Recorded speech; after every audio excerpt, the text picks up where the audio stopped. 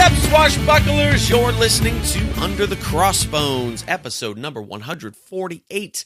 My name is Phil Johnson. I'm your host for the show. Thanks for tuning in and telling your friends and visiting sponsors and sending donations and all that cool stuff that you do.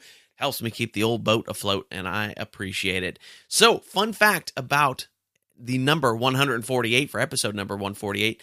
148 is known as Dunbar's number.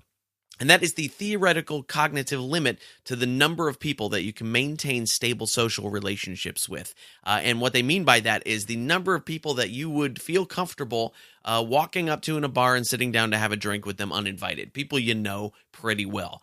So apparently 148, that's the limit because of our brain size. A brain's not big enough to like 149. If you were the 149th person I've met, sorry, you're out of the loop. That's what's going to happen. So 148, that's how many people you can know.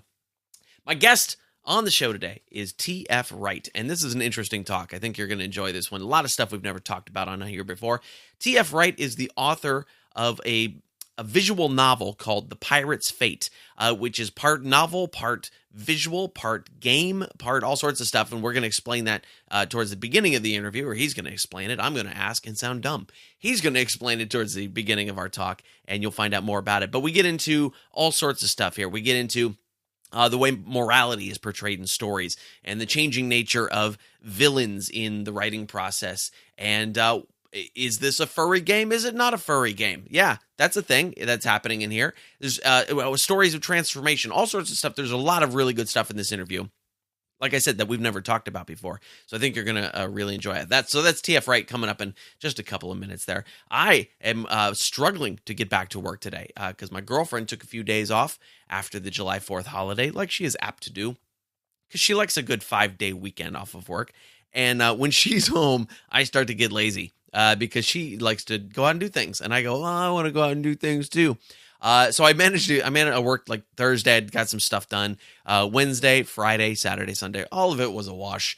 Did some teaching, things like that. Friday, we went to the Santa Cruz Boardwalk, which we have not been to the Boardwalk in a long time. I get to Santa Cruz a lot to do shows, but we hadn't been to the Boardwalk in a long time.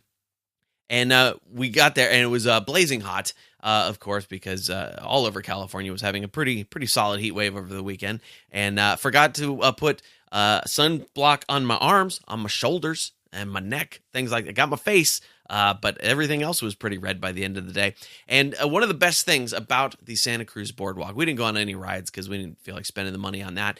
But one of the best parts of the boardwalk is the giant-ass corn dogs. Giant-ass corn dogs, like solid 12-inch corn dog. I don't know. With corn dogs, I'm a size queen. We'll just call it that. I like corn dogs, and I like big corn dogs. I like big corn dogs, and I cannot lie. That's not how the Sir Mix-a-Lot song goes. But we got this giant corn dog, and I have never been beaten by a corn dog before. And this time, the corn dog won. Oh, yeah, we finished it. We finished it for sure, but it fell apart on me. And I've never been beaten in that way by a corn dog before. I was trying to pull the stick out a little bit to push the dog up a little bit so my girl could take a bite of it, and that the breading, the crust on the outside just started to fall apart, and I lost a big chunk of it, like a good 3.5-inch chunk of batter onto the table. And it's a table at the Santa Cruz Boardwalk that probably hasn't been wiped down in weeks, so we couldn't eat it. And it had mustard and stuff on it. And it was like if I'd have been a kid, it would have been a time for the silent cry. You know, just that anguished look on the face, but no sound coming out, silent cry. But I was an adult. I did not silent cry. We just both looked at it and went, oh, man. Because it was also an $8 corn dog. So you lament the loss of batter when you're eating a foot-long $8 corn dog. And like I said, this is the first time I've ever been beaten by a corn dog. Oh, amazing. But we did have a good day. We did some fun stuff out there, and that was all good. Other than that, I didn't do crap for the last 4 days. I really thought about it, but did not get a whole lot done over the last few days. So anyway, but that's about to end. Today, I had to hustle it up, get back into gear. do some rehearsing. I've got a ton of shows coming up, going back on the road. And so I had to get my brain back in performance gear. If you want to come out and catch a show, here's where they're going to be. July 12th, that's this Thursday, I'll be at the Wild Horse Casino in Pendleton, Oregon. That's a headliner show. July the 14th, I'll be at the Funhouse in Portland, Oregon. That, I believe, is a show that takes place at midnight. So take a nap that afternoon. Come on out at midnight and catch that show. July 15th, I'll be at the High Line in Seattle, Washington. July 19th through the 21st, I'll be headlining Jokers in Richland, Washington. Fun club, fun people. That's going to be fun. October. Jeez, what month am I in? July the 25th, I will be at the Uptown in Oakland, California. And July 28th, I'll be at Comedy Lanes in Ukiah, California. Working with Sammy Obeid that night. That's always fun. I love Sammy. He and I have been doing comedy together for years. Bunch of stuff coming up around the country. Tennessee is coming up. Indiana, Edmonton, Canada, Arizona, Nevada, all showing up on the tour dates list. If you want to find out where those are going to be, go to underthecrossbones.com, click on the tour dates button, and you can find out where I'm going to be coming to tell jokes near you. I also teach guitar. I don't know if you knew that, but have you ever thought about learning guitar? You probably have. Everybody's thought about it at some point, right? If you would like to learn guitar, I have a free thing that you can do called the 30-Day Guitar Challenge. And what that is, you will learn from I've never touched a guitar before to have learning 3 songs in 30 days with just like 10 minutes of work per day. I have broken it down into the babiest of baby steps to pick up the guitar if you've never played it before, and get your first 3 songs under your belt in 30 days. So this is a free thing you can do. Go to underthecrossbones.com/guitar to check out the 30-Day Guitar Challenge, and I'd love to see you in there. It's a whole bunch of fun. If you're enjoying Under the Crossbones, and I hope you are, come on over to Facebook, Under the Crossbones, Twitter, we're at Under Crossbones, and of course you can get all the show notes for this episode at underthecrossbones.com/148. And make sure you're subscribed through whatever you're listening to this right now. Besides, we can't subscribe to the website. But if you are on Apple Podcasts, if you're on Spotify, if you're on Google Play, if you're on Stitcher, Slacker, Podcast Addict, any of those things, wherever you like to listen to podcasts, click that little subscribe button, and you will get all the new shows automatically on your device every Tuesday when they come out. And then, if you don't want to listen to one of them, you can delete it, I guess. But you'll be missing out. Just so you know. I know I delete a bunch of podcasts too because I have to. Otherwise, there'd be hundreds of them. By the way, there are 550,000 podcasts in existence now. The Apple numbers came out recently.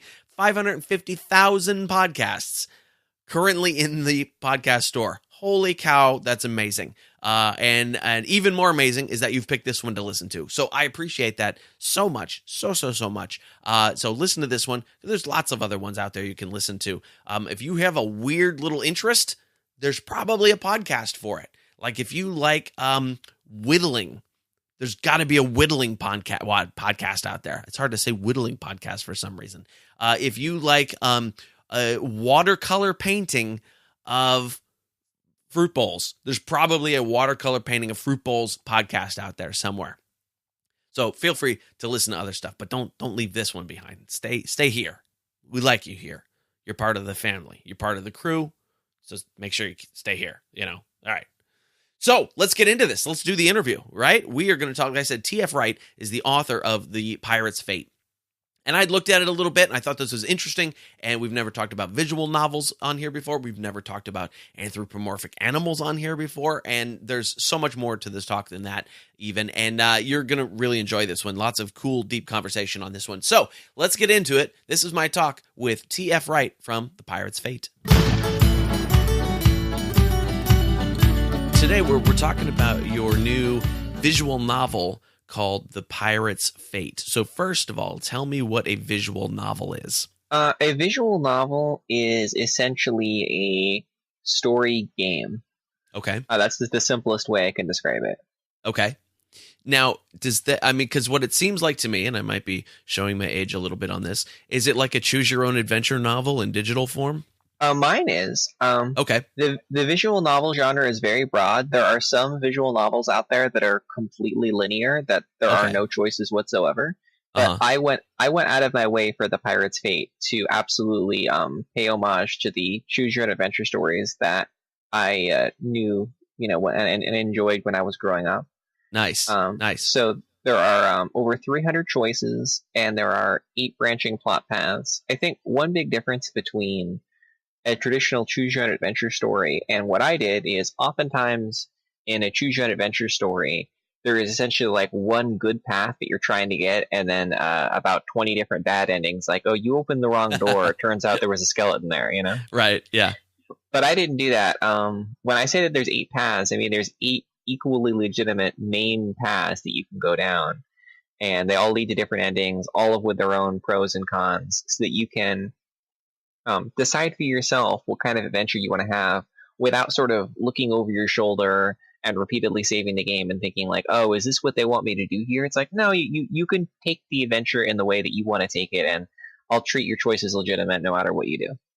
That's really interesting. So basically there are no wrong choices. There are no bad choices. It just becomes a different type of consequence or outcome from those choices. Wow, that's really cool. Give us a little bit of an overview of the story, and then I want to kind of get into some of the details of how something like that works. But what's the story about?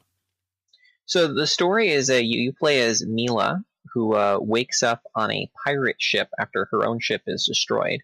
And the pirates are on this exciting adventure to find this enchanted set of coins. And the coins have a very special power. It's called Become What You Seek. Okay. So that's the little slogan that's printed on the coins. So if you interact with the coins, you could find yourself or your crew transforming mentally, physically, what have you. And it's your goal to sort of see how you're going to accomplish the journey. Okay, interesting. So we have lots of transformation stuff to talk about because I know that's a big theme of your work. But I want to come back to the pirate's fate in particular here for a second. So when you're sitting down, you've done a lot of writing and you've done a lot of linear writing, but when you are now faced with, I need to come up with 8 different storylines that are contingent upon what the reader decides, how do you even go about laying out a structure for that? Oh, it was actually very difficult. I've never done a game before, and I definitely think it's fair to say I bit off way more than I could chew. There's a lot of things that I had to sort of that were quite hard. So, for example, if I'm writing a romance and just like a linear story, I will know how it's going to turn out before I start because I'll create like a little outline. So I'll make little hints of the characters having these little awkward flirting scenes or whatever, and that'll be a hint of where things are going. But for this, the player gets to decide who they want to fall in love with, if anyone. You can also choose not to romance anybody. So I kind of had to avoid guiding the story in any one particular direction. Because I knew that you could have the choice to do anything. Right. So it actually is very difficult to do that. The story went through multiple rewrites and multiple re-outlines in order to get it to work right.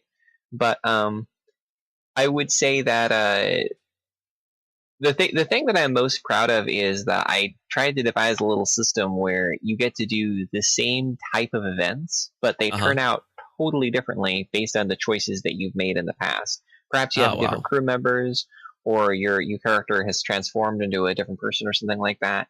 And so you might be in the same location, but because things have gone differently in your previous choices, you're having an entirely new adventure in that exact same location. Ah, that's crazy. So when you were designing it, did you have some sort of visual representation? Was there a giant flow chart on a wall somewhere? How did you keep track of everything? Oh my gosh. So that's one of the things that I wish I had done better. So I remember originally I had this like little notepad that I quickly filled up, and then I switched to the system where I tried to find a flowchart software, and actually as surprising as this sounds, there are very few good flowchart softwares out there. That's true. So I ended up using Kaku, which is something that most people have never heard of, but it worked okay. And I think at one point I had 17 different versions of it. That's how many revisions that I did. Oh my gosh, that's crazy. So How long? My mind is spinning just even trying to think about that many story points all at the same time. How long did it take you to put the project together? From the time that I first came up with the idea to the time when we launched, it was almost 2 years.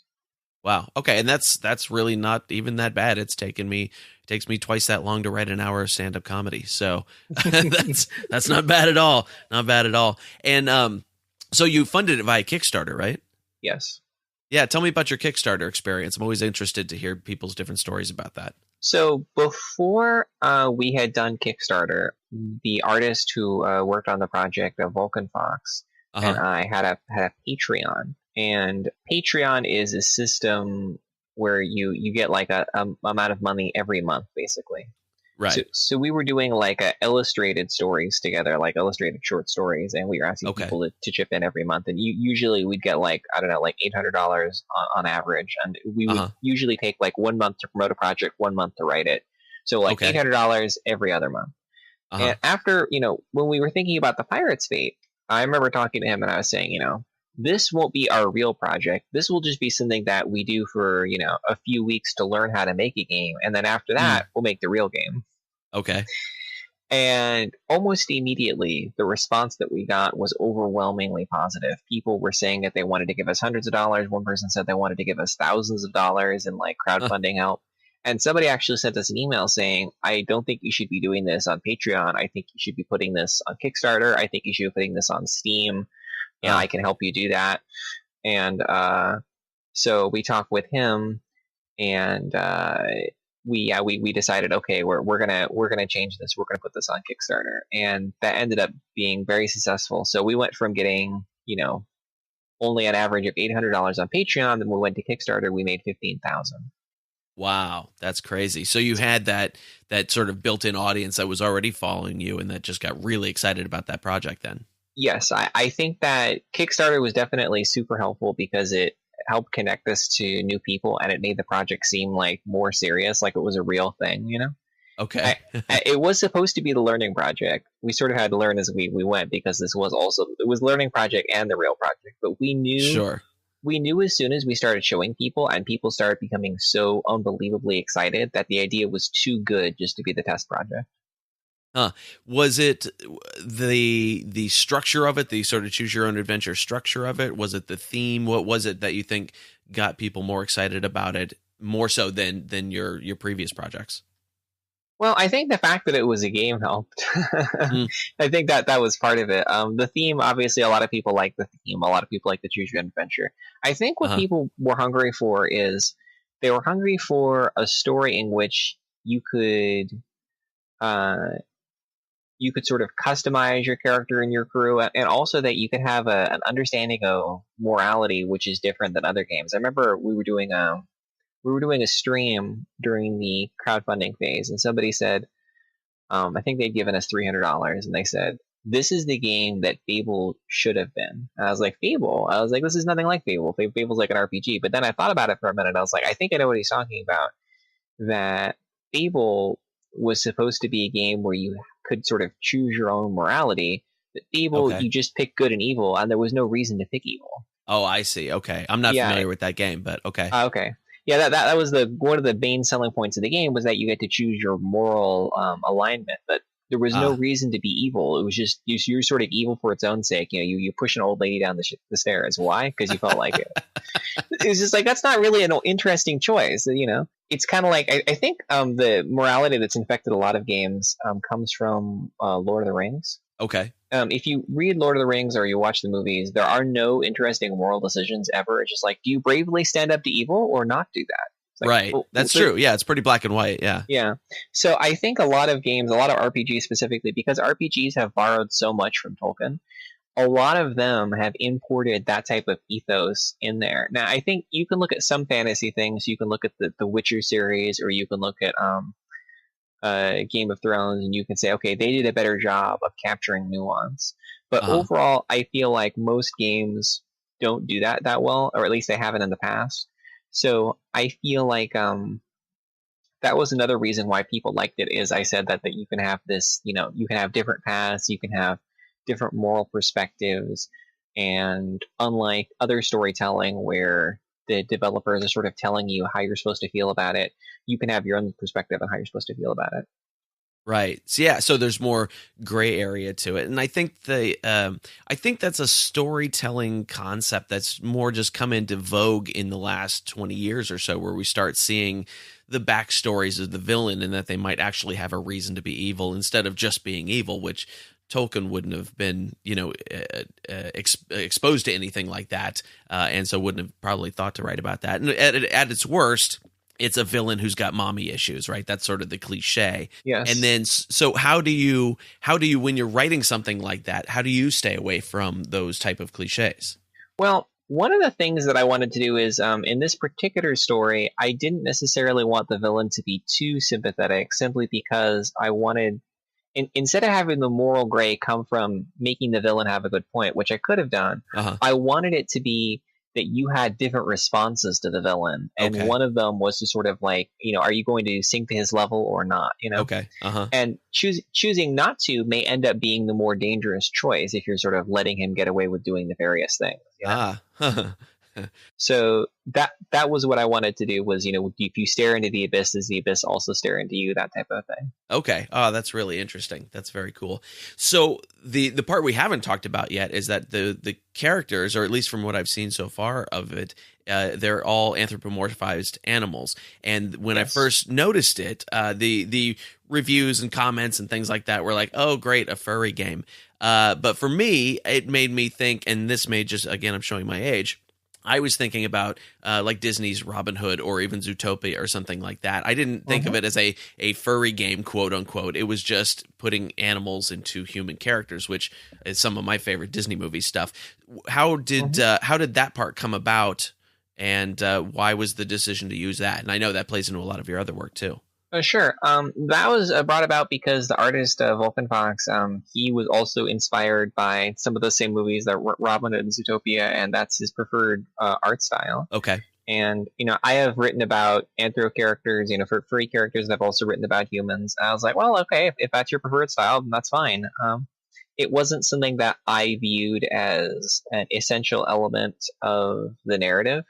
It's not like the characters are spending tons of time talking about what species are you. It's like they're just like regular people. Just like in Zootopia, the characters are just kind of like regular people, Right, exactly. Yeah, and that's what makes something like that work, is that they're playing it straight and they just happen to be animals. Outside of your work with Volkenfox, who I really love the art there. It is very Disney-esque, so it definitely caught my eye right off the bat there. Your work in general is very much about transformation as a theme, and you've written loads of books and things like that. Can you explain your why transformation draws you as a theme? Why you like to write about that type of thing? Well, that's a really interesting question.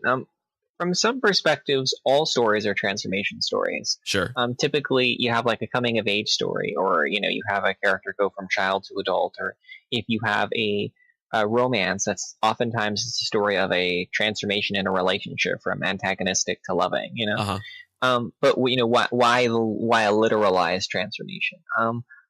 I am not entirely sure. It's something that I have been fascinated with ever since I was very, very young. I remember some of the True Gen adventure stories contain transformations. Those are always interesting. I like the little Transformer cars as a kid as toys, I feel like it's just a really fascinating idea, the idea of becoming something else. And it's just sort of the signature that I've developed in terms of the topic is some type of interesting transformation. It doesn't even necessarily have to be magic. You can have a transformation happen naturally if you're just changing certain aspects about yourself in the real world, Yeah. Is there a particular audience for that type of writing? Are there other authors that do that same type of thing, or is it something that's more specific to your own work? No, there are actually like other authors. There are even like entire websites that specialize in transformation stories. The way I would think about it is that it's kind of like the vampire genre, but less popular. Or the werewolf genre. You could even say that werewolves are a kind of transformation when you think about it. Yeah, certainly. And I think it's an interesting way of taking, because like you said, most stories are a transformation story, but they're usually sort of a vague mental transformation of some sort, whereas you're making it really concrete. How do you think, are you able to, I mean, how do you communicate those mental transformations through the physical transformations? Is there a connection there? Well, sometimes there is. If you look back at the works that I was doing a few years ago, sometimes in the past, what I did, because I've been a freelancer for about 4 or 5 years now. And in the past, what I would do is I would do stories on commissions. In other words, like people would pay to see a specific story. Okay. And so some of them would ask something like, well, what if a girl starts off as like a mean, popular cheerleader, and then she becomes like a kind-hearted, shy nerd or something, you know? Okay. And there would be a story like that. And that would be kind of, the person wouldn't have thought of it this way, but I would say that's sort of a modern day version of The Taming of the Shrew, you know? Okay, sure, yeah. And so I would, it would be easy to look at the aesthetics there. If you look at the Pirate's Fate, there are definitely mental transformations there. And I would say that sometimes what I have with that is I have the character's life literally rewritten. There's a mechanic called Shape What You Were, which allows you to mess with the past. And in using that, you can actually change the experiences that shape somebody's life so that they have a different personality. Okay. Interesting. On back on the game a little bit, why a pirate story? Was there something specific about that appealed to you, or did it just happen to be the idea that came to your mind for your quote unquote practice project? I don't know. I really like pirates. I really like the idea of sailing around. This does not strike itself as an obvious comparison, but in terms of the story structure, and the way the dialogue worked and everything that inspired me the most, I'm a big Star Trek person. Okay. And there's a lot of similarities between pirate stories and Star Trek. It's not science fiction, obviously, but you have a ship, you have a crew, you have these like exotic adventures, Yeah, I can totally see that. That makes a lot of sense, actually. Now, I've never heard that comparison before, but yeah, that absolutely makes sense. How did you hook up with Volkenfox originally? You guys have done a lot of work together. Well, I said earlier that I had done like stories on a commission basis, and Volkenfox was one of the people that I'd worked with because he had requested some stories. And then after that, I found out he was an artist, and we had the idea of, what if we decided to write some books together? And so we did about I think 12 different illustrated stories, in which it's kind of like, it's not exactly like a comic book.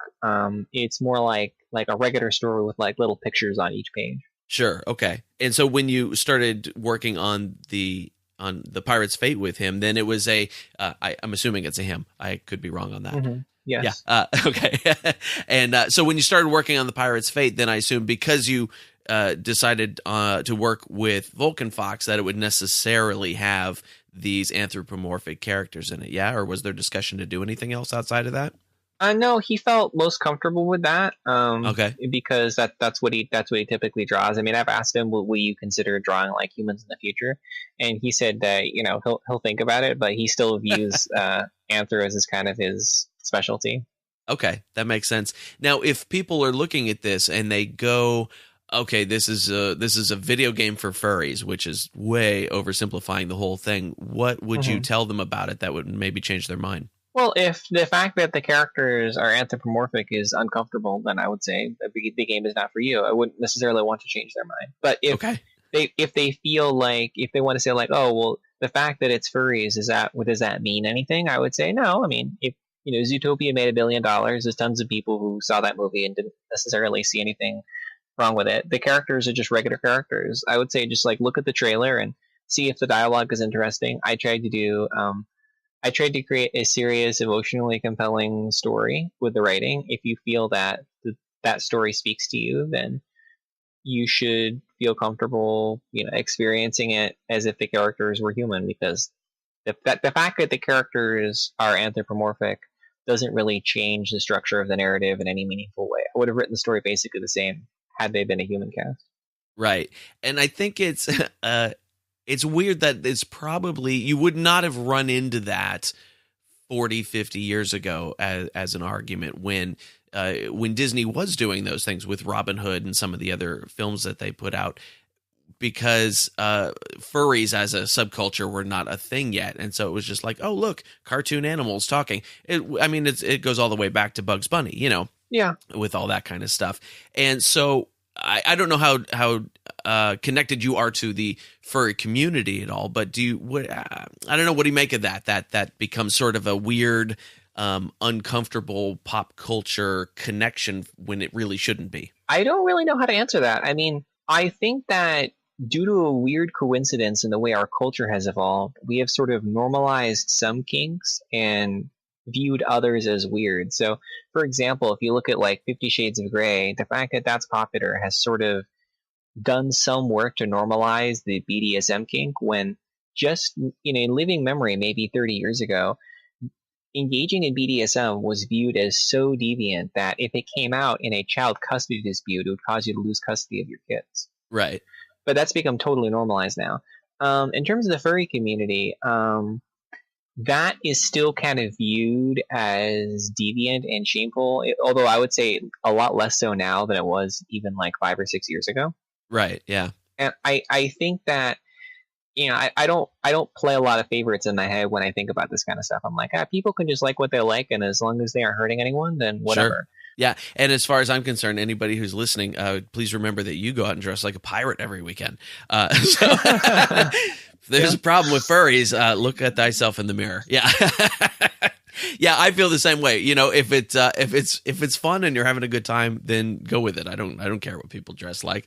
That's never bothered me at all. But I think it's interesting that as a subculture has just made the idea of cartoon animals walking upright and speaking English seem like a weird idea. Whereas when I saw the first Zootopia stuff at I went to a D23 expo, and it was the writer and director presenting and stuff, and they were like, we're going back and doing a Robin Hood thing because we miss anthropomorphic animals. And I was just like so excited.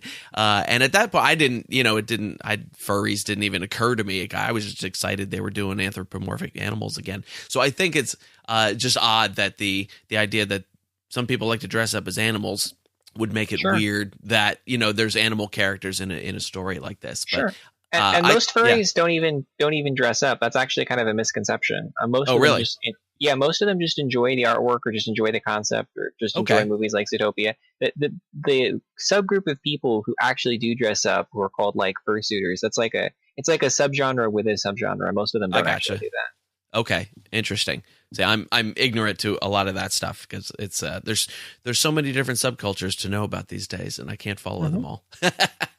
So, with all that in mind, who is this game for?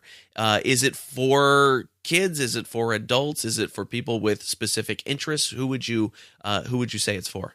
So I would say it's for adults, although it's not an adult-only game. I would say that the rating we were shooting for was PG-13. Okay. There's a lot of different people who could look at this and then say this is for them. Obviously, we just mentioned the furry community, because there are definitely not very many games. There are a few, but not many. There are a few others that I think are, obviously, if you like pirate stories, if you like a choose your own adventure type story, there's a few others that we haven't touched on yet that I would say might enjoy it. One is the LGBT community. There are very few games out there in which you can have an actual LGBT main character. The character's sexuality is left up to the player to define, but unlike they're not like a blank slate. They are a person, and you can have different relationships with the crew. There's 40 relationships, and about half of them are somewhere on the LGBT spectrum. I think last year at E3 they had tons of games, and only one of them featured an LGBT main character. So I was very surprised about that. This year I think it's up to 2. I was like, 2? Really? Come on.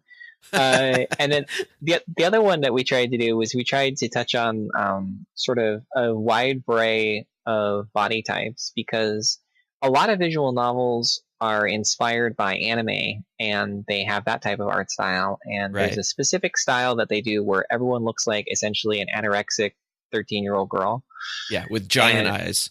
With giant eyes. And anyway, I don't want to necessarily point my finger at that and say there's something wrong with that. I don't think that everyone's entitled to enjoy their own art style, but I will say that if you see 20 different games and they all feature an identical art style of the emaciated little girl look, but you're interested in something more, we have something more. We celebrate just about every body type that you could think of in this game, and the characters aren't jokes. They aren't viewed as comic relief. So we have women who are plus size, who are muscular. We have tall characters, short characters. Characters are older, younger. We have characters that have a variety of gender presentations. You're going to find what you're looking for. Great. That's really cool. Where is the best place for people to get it? You can get it on Steam, or you can get it on the Humble Bundle store. Okay, great. And I was reading your Steam reviews, and it was very entertaining because so many, like the very first one up on the top today was, I bought this as a joke, and then me and my friends got really way into it. Yeah. I was very happy that we got such favorable reviews. We had a 92% favorable score, which that is the same score that Skyrim got when it was first released. So wow. I was just blown away that we got a 92. Yeah, and a lot of them are the converted. They're people who were like, I wasn't sure about this one, but yeah, it's really good. And those, I think, are some of the most satisfying type of reviews, don't you? Yeah, I would agree. I mean, I definitely, I read every review, and I very much like the fact that people seem like they care about the characters, that I created a narrative that makes a lot of sense to them. And here's the other thing is I don't view myself as someone that has created something cool and it's up to everybody else to appreciate me. I view everything that I do is made possible by the fans, so they always come first. Nice. And I do know that when I was reading the reviews initially, there was one complaint that we did hear, and that was some people said, the endings are too short, the game's over too quickly, I wanted more. And that had come up a little bit during the beta testing phase, but I was like, it doesn't really matter. That's just proof that people like the game. Right. But then when we continued to get that response, I was like, you know what? If people are complaining, then we're going to do something about it. So I actually created 4 additional epilogues that can appear on different paths of the game that will have like a very lengthy extended ending experience. And I already added those to the game for free for everybody. Oh, that's really great. Is it a game that's kind of modular like that, where you can sort of pop in stories and new ideas and things like that, so it can keep evolving? Yes. I can we're sort of like brainstorming right now if we're going to do an expansion. But yeah, I can add it in. I can add in any content that I want at any time. I'm not going to add in content forever. I'm probably going to do one expansion and then move on to another project.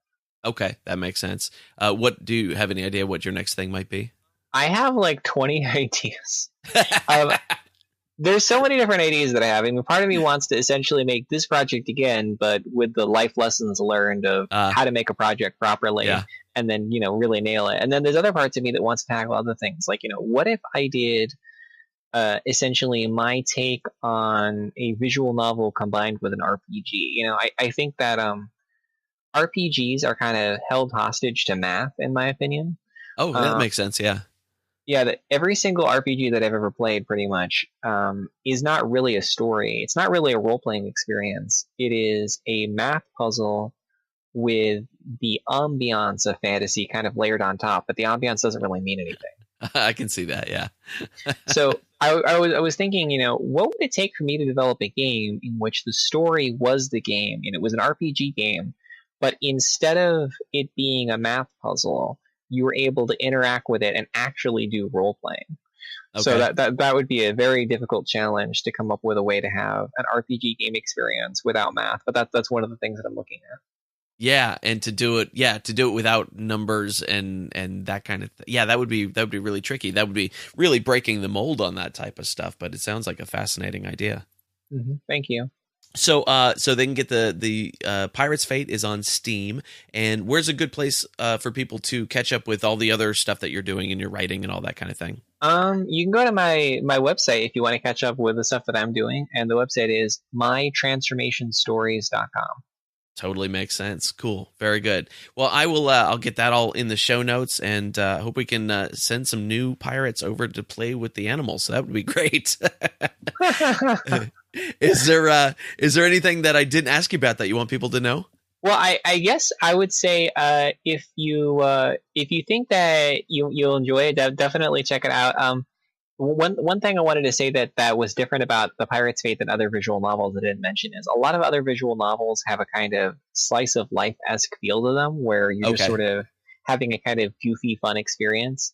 Yeah, and there's no goal. Yeah, The Pirate's Fate is a very serious, like, intense adventure.